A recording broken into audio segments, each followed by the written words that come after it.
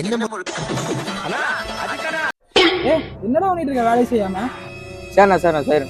சரி ஒழுங்கா வேலை செய், செல் நோண்டிட்டே இருக்காம. இவன் மேல வேலை செஞ்சானே இல்லை. ஏய் என்னடா பண்ணிட்டு இருக்க? வேலை பார்த்துருக்கேங்கண்ணா. வேலை பார்த்துட்டு இருக்கியா? இன்னைக்கு கஸ்டமர் வாங்க வண்டி வேலை முடிச்சே இல்லையாடா? முடிக்கணும், இனிமேல் தான் முடிக்கணும்.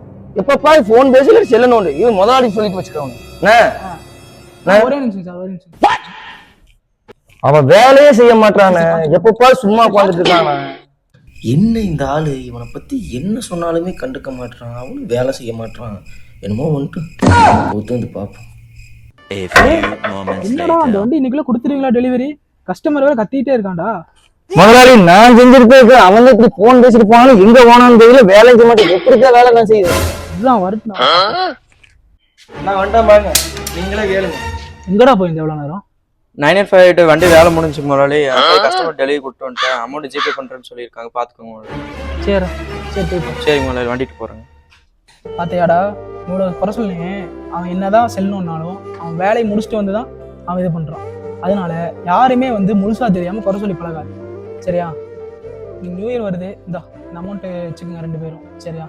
போயிட்டு கேக் வாங்கிட்டு வாங்க, செலிப்ரேட் பண்ணலாம். டேய் திரு இருடா, நானும் வேண்டாம். எங்கடா போவ? நம்ம ஓனர் கேக் விட்டு காசு கொடுத்துருக்காரு, வா இன்னைக்கு நியூ இயர் நம்ம கேக் வாங்க போலாம். நம்மளை சுற்றி இருக்கவங்க நல்லவங்களோ கெட்டவங்களோ அவங்கள பற்றி நம்ம முழுசாக தெரிஞ்சுக்காம அவங்கள கஷ்டப்படுற மாதிரி பேசவோ நடக்கவோ கூடாது.